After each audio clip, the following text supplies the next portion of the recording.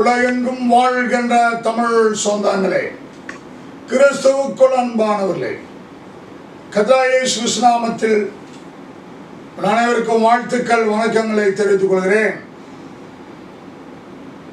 இன்றைய காணொளி பதிவில் வெளிப்படுத்தின விசேஷம் 21ஆம் அதிகாரம் 5, 6, 7, 8 வசனங்களை வாசிக்க கேட்போம். அதில் உள்ள அற்புதமான காரியங்களை தியானிப்போம். சிங்காசனத்தின் மேல் வீற்றிருந்தவர் இதோ நான் சகலத்தையும் புதிதாக்குகிறேன் என்றார். பின்னும் அவர் இந்த வசனங்கள் சத்தியமும் உண்மையுமானவைகள் இவைகளை எழுது என்றார். இந்த வசனங்கள் சத்தியமும் உண்மையுமானவைகள் இதை எழுது என்றார் என்று சொல்லி மிக முக்கியத்துவம் கொடுக்கிறார் கர்த்தர் இந்த வசனத்துக்கு என்பதை நாம் புரிந்து கொள்ள வேண்டும். எவ்வளோ வசனங்கள் பைபிள்ல கர்த்தர் சொல்கிறார் என்று சொல்லப்பட்டிருக்கிறது. கர்த்தர் இதை செய்தார் அப்படின்னு சொல்லப்பட்டிருக்கிறது. ஆனால் சில இடத்தில் இவைகள் உண்மையானவைகள் என்று எழுதப்பட்டிருக்கிறது, சில இடத்தில் இவை சத்தியம் என்று எழுதப்பட்டிருக்கிறது. ஆனால் இந்த ஒரு இடத்தில் பார்த்தால் இந்த வசனங்கள் உண்மையும் சத்தியமுமானவைகள் இவைகளை எழுது என்றார். அவ்வளவு முக்கியத்துவம். சரி, என்ன முக்கியத்துவம் என்று பார்ப்போம். அன்றியும் அவர் என்னை நோக்கி ஆயிற்று, நான் அல்பாவும் ஒமேகாவும் ஆதியும் அந்தவுமா இருக்கிறேன் என்று, தாகமாய் இருக்கிறவனுக்கு நான் ஜீவ தண்ணீரை இலவசமாய் கொடுப்பேன். சொன்னது மட்டுமல்லாமல் தாகமாய் இருக்கிறவனுக்கு ஜீவ தண்ணீரை இலவசமாய் கொடுப்பேன். ஜெயம் கொள்கிறவன் எல்லாவற்றையும் சுதந்தரித்துக் கொள்வான். நான் அவன் தேவனாயிருப்பேன். அவன் என் குமாரனாயிருப்பான். பயப்படுகிறவர்களும் அவிசுவாசிகளும் அருவருப்பானவர்களும் கொலைபாதகரும் விபச்சாரக்காரரும் சூனியக்காரரும் விக்கிரகாராதனைக்காரரும் பொய்யர் அனைவரும் இரண்டாம் மரணமாகிய அக்கினியும் கந்தகமும் எரிகிற கடலிலே பங்கடைவார்கள் என்றார்.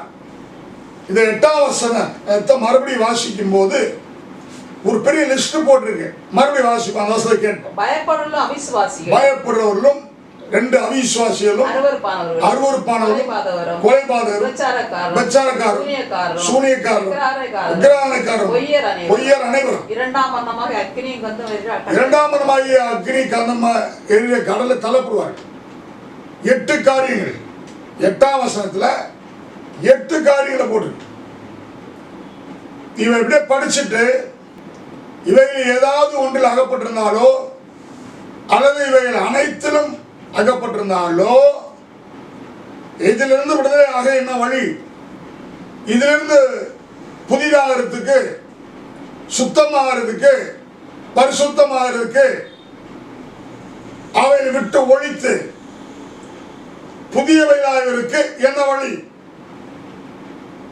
இதற்கு ஒரு நல்ல வசனம் 2 கொரிந்தியர் 5:17 வாசிக்க கேட்போம். 2 கொரிந்தியர் 5ஆம் அதிகாரம் 17ஆம் வசனம். அது என்ன சொல்லப்படுகிறது வாசி கேட்போம். இப்படி இருக்க ஒருவன் கிறிஸ்துவுக்குள் இருந்தால் புது சிருஷ்டியா இருக்கிறான். பழையவைகள் ஒழிந்து போயின, எல்லாம் புதிதாயின. ரொம்ப முக்கியம். இந்த 8 காரியங்கள் மட்டுமல்லாமல் இன்னும் நிறைய இருக்கு. ஒரு 120 காரியங்களா கண்டுபிடிச்சு வச்சிருக்கேன். 100 துல்லியமா சொல்ல முடியாது, 110 120 உள்ள பாவங்கள். அதுல இந்த 8 ரொம்ப டேஞ்சர். இப்ப இயேசு சொல்கிறார், நான் சகலத்தையும் புதிதாக்குறேன். சகலம்னா என்ன? சகலத்தையும் நான் புதிதாக்குறேன். மறுபடியும் 5ஆம் வசனத்தை வாசி கேட்போம். சிங்காசனத்தில் மேல் வீற்றிருந்தவர் இதோ நான் சகலத்தையும் புதிதாக்குறேன். என்ன அர்த்தம்? சகலம் என்றால் என்ன? வானம் என்கிற பரலோகம், அதில் உள்ள தூதர்கள், இவர்களை முதலாவது சுத்திகரிக்க வேண்டும். எபிரேயர் 9 23 24 வசனங்களை வாசி கேட்போம். ஆதலால் பரலோகத்தில் சாயலானவைகள், பரலோகத்தில் உள்ளவைகளுக்கு சாயலானவைகள், இப்படிப்பட்ட பலிகளினாலே, அதாவது இயேசு கிறிஸ்து சிந்தின ரத்தம், அவர் நமக்காக பலியாகி கல்வாரி சிலுவையிலே, கல்வாரி மேட்டிலே, அந்த சிலுவையில் நமக்காக அடித்து நொறுக்கப்பட்டு தொங்கவிடப்பட்டார். ஈட்டினால் விழாவில் குத்தினார்கள், முள்முடினால் தலை அடித்தார்கள், 1:40 அடித்து நொறுக்கினார்கள். கெத்செமனே தோட்டத்திலிருந்து அவர் ரத்தம் கொல்கதா மேடு வரைக்கும் சிந்திக்கிட்டே போகுது. அப்போ புதிதாக்கணும். இப்படிப்பட்ட பலியினாலே, இயேசு கிறிஸ்து பாடுபட்டு ரத்தம் சிந்தின அந்த பலியினாலே சகலத்தை புதிதாக்கணும். அதுக்கு என்ன தேவைன்னா அவருடைய ரத்தம் தேவை. இயேசுவின் ரத்தம், அந்த ரத்தம் தான் சகலத்தை புதிதாக்கும். அப்ப இயேசு கிறிஸ்து பூமியை சிந்தின ரத்தம் பூமிக்கு மட்டுமல்ல, அது முதலாவது சுத்திகரிக்கிறது, புதிதாக்குற இடம் வந்து பரலோகத்தி தூதரையும். அந்த வசனத்தை வாசி கேட்போம். ஆதலால் பரலோகத்திலுள்ளவைகளுக்கு சாயலானவைகள், இப்படிப்பட்ட பலிகளினாலே சுத்திகரிக்கப்பட வேண்டியது. அதாவது நாமள பாவ சாயல், பாவம் செய்து பாவ மனிதராகி போயிட்டோம். அப்ப அந்த பரலோகத்து சாயலுக்கு மாற வேண்டும் என்றால் பரலோகத்துக்கு சாயலானவைகள், இப்படிப்பட்டவரினாலே இந்த பாவ சாயல் வந்து சுத்திகரிக்கப்பட வேண்டியது, இரத்தத்தால் சுத்திகரிக்கப்பட வேண்டியது. இரத்தத்தால் மட்டுமே சுத்திகரிப்பு.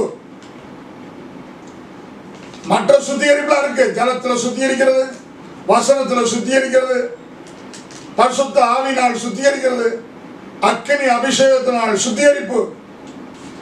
பெயரையும் தாண்டி இவைகளுக்கு மேலாக துல்லியமான பரிசுத்தம். இப்ப நான் சொன்ன பட்டியலிட்டவைகள் எல்லாம் சுத்திகரிக்கப்பட்டு எங்கேயாவது இன்னும் கொஞ்சம் ஒட்டிட்டு இருக்குமானால் கொஞ்சம் குறைய எல்லாம் இரத்தத்தால் சுத்திகரிக்கப்பட வேண்டும் என்று அதே எபிரேயர் 9:22 வாசி கேட்போம்.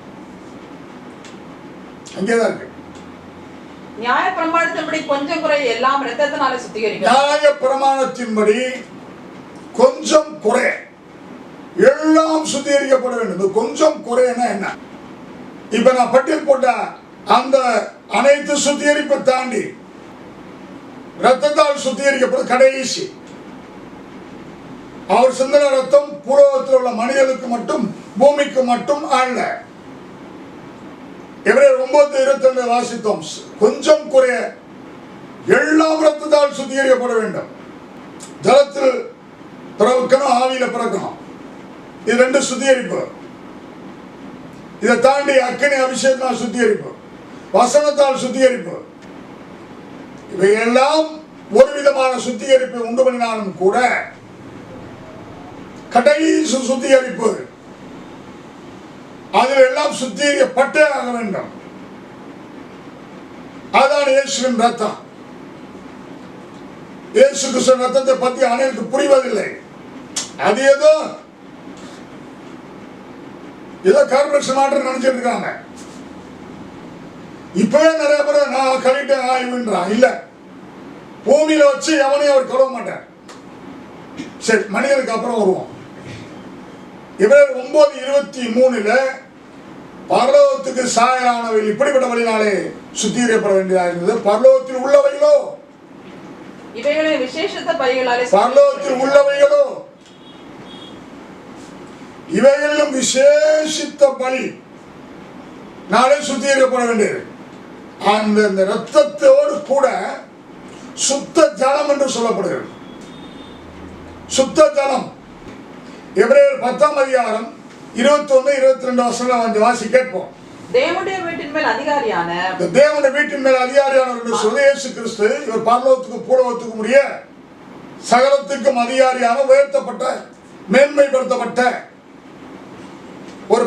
ஆசாரியர். மகா ஆசாரியர் நமக்கு ஒரு இருக்கிறபடியினாலும், அந்த மகா ஆசாரியர் ஒருவர் இருக்கிறபடினாலும், மகா பிரதான ஆசாரியர் இருக்கிறபடினாலும், துர்மனசாட்சி நீங்க, துர்மனசாட்சி நீங்க, தெளிக்கப்பட்ட இருதயம் உள்ளவர்களாயும், தெளிக்கப்பட்ட இருதயம், அதாவது இயேசு கிறிஸ்து ரத்தமாகிய தெளிக்கப்பட்ட இருதயம் உள்ளவர்களாயும், சுத்த ஜலத்தால் சுத்த ஜலத்தால் கழுவப்பட்ட சரீரம் உள்ளவர்களாயும், சரீரம் உள்ளவர்களாயும், உண்மையுள்ள இருதயத்தோடும், உண்மையுள்ள இருதயத்தோடும், விசுவாசத்தின் பூர்ண நிச்சயத்தோடும், விசுவாசத்தின் பூர்ண நிச்சயத்தோடும் சேரக்கடவும். சேரக்கடவும். விசுவாசத்தின் பூர்ண நிச்சயம். அவ இயேசுவின் ரத்தத்தோடு கூட சுத்த ஜலம் ஒன்று இருக்கிறது. இயேசு கிறிஸ்துவை ஈட்டினார் குத்தும் போது ரத்தமும் ஜலமும் புறப்பட்டது என்று வேதத்தை வாசிக்கிறோம். ரத்தம் மட்டும் வரல, அதற்குரிய ஒரு சுத்த ஜலமும் வந்துச்சு. யோவான் எழுதின சுவிசேஷம் 19ஆம் அதிகாரம் 34ஆம் வசனத்தை வாசிக்க கேட்போம். ஆகிலும் போர் சேவகர் ஒருவன் ஈட்டினாலே அவருடைய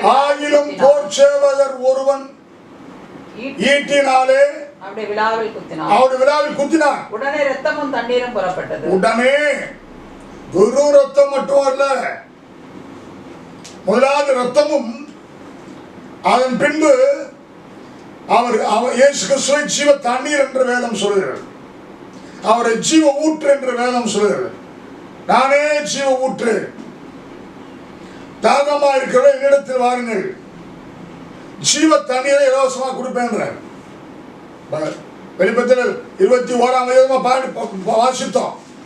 தாகம் உள்ளவன் என்னிடத்தில் இருக்கிறவன் ஜீவ தண்ணீர் இலவசமாக கொடுப்பேன். அப்ப யோவான் 19:34 வசனத்துல அவர் ஈட்டினால் குத்துன போது ரத்தமும் நீரும் ஜலம், ரத்தமும் நீரும் புறப்பட்டு வந்தது. இதுதான் சுத்த ஜலம் என்று பெயர். அப்போ இது இயேசு கிறிஸ்துவின் ரத்தமும் சுத்த ஜலமும் அவரிலிருந்து வெளிப்பட்டது. முதலாவது எதை சுத்திகரிக்குது? இதோ சகலத்தையும் நான் புதிதாக்குறேன் என்றால் பரலோகத்தையும் அதில் உள்ள தூதர்களையும் அங்குள்ள வாசஸ்தலத்தையும் சிங்காசனத்தை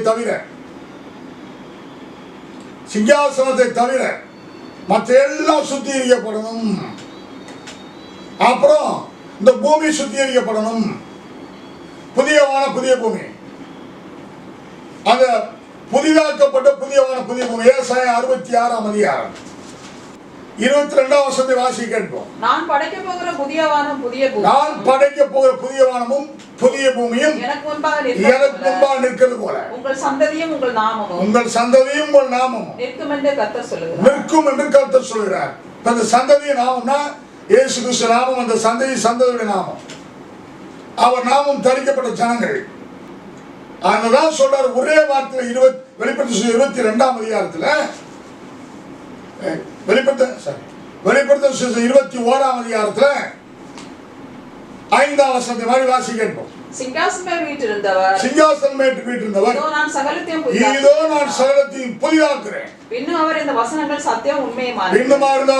சத்தியம் உண்மையுமானவைகள் எழுதென்றார். இப்போ ஒன்று புரிஞ்சிருக்கும். பரலோகத்தில் சிங்காசனத்தை தவிர அங்குள்ள வாசஸ்தலங்கள், தூதர்கள் அனைவரும், இந்த பூமியும் அதில் உள்ள வரப்போகிற பரிசுத்தமாக்கப்பட்ட பரிசுத்தவான்களும் சகலமும் புதிதாக்கப்படும். அதுக்கு முன்னாடி இந்த பழைய ஒளிந்து போயின்னு சொல்லப்படுது இல்லையா? இப்ப மேல பார்க்கிற 3 வானம் பழையவை, இந்த பூமி பழசு. இதை சுத்திகரிச்சு புதிதாக்கிடுவார். இந்த பழையவரெல்லாம் எங்க போகும்னா நரக குழியில, அக்னி நரக குழியில தள்ளி விட்டுருவார். புதிய வானம் புதிய பூமி, தூதர் புதிதாக்கப்படுவார்கள், நம்ம வாசனம் புதிதாக்கப்படும். பூமியில உள்ள தேவனுடைய ராஜ்யத்துக்கு வரப்போற சகல பரிசுத்தவான்களையும் 7 விதமான பரிசுத்தவான்களையும் இரத்தத்தாலும் ஜலத்தால் சுத்திகரிக்கிறார். இந்த பூமி சுத்திகரிக்கப்படும், சகலமும் அவருடைய இரத்தத்தாலும் ஜலத்தாலும் சுத்திகரிக்கப்படும். தாகமா இருக்கிறவர்களே என்னிடத்தில் வாருங்கள், சிவ தண்ணீரை இலவசமாக தரேன்னு சொல்ற. அடுத்த வருஷம் வாசி கேட்போம். அன்றியும் அவர் என்னை நோக்கி ஆயிற்று என்றால் சகலமும் புதிதாயிற்று. காரணம் நானே அல்பா, நானே ஒமேகா. ஆதியும் அந்தவுமா இருக்கிறேன். நானே ஆதி அந்தம். அதனால இந்த வசந்த சொல்றேன். நான் ஆதி என்றால் துவக்கம், அந்தம் என்றால் முடிவு. ஆதி முதல் அந்தம் வரை சகலத்தையும் புதிதாக்குறேன். இதோ நான் சகலத்தையும் புதிதாக்குறேன். தாகமாயிருக்கும் நான் ஜீவ தண்ணீரில் இலவசமாய் கொடுப்பேன்.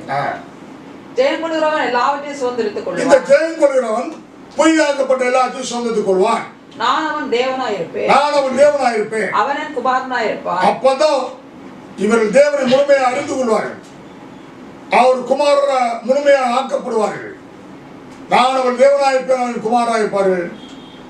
பயப்படுள்ள அவிசுவாசியிடம், இந்த பயப்படுற அவிசுவாசினா கர்த்தருக்கு பயப்படாமல்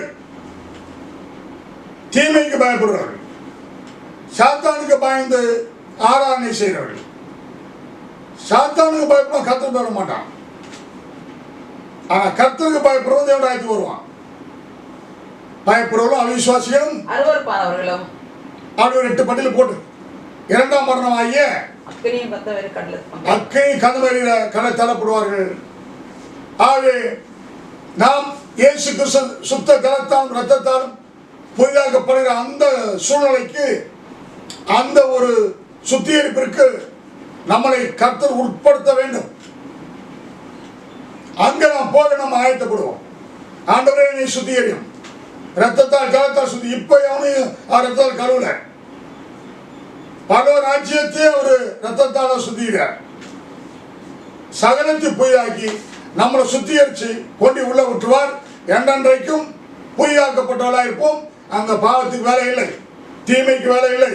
இப்பொழுது நாம் இந்த பட்டியலிட்ட அனைத்து பாவங்கள் 8 விதம் நான் என்னுடைய டைரியில் எழுதி வச்சிருக்கிறேன். 110 இருந்து 120 வரைக்குள்ள இந்த 8ஐயும் சேர்த்தா வந்துடும்.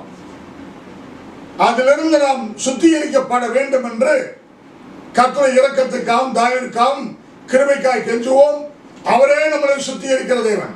நானே உன்னை பரிசுத்தமாகிற கர்த்தர் என்று சொல்கிறார். அவருக்கு ஒப்பு கொடுப்போம். நன்றி, வணக்கம்.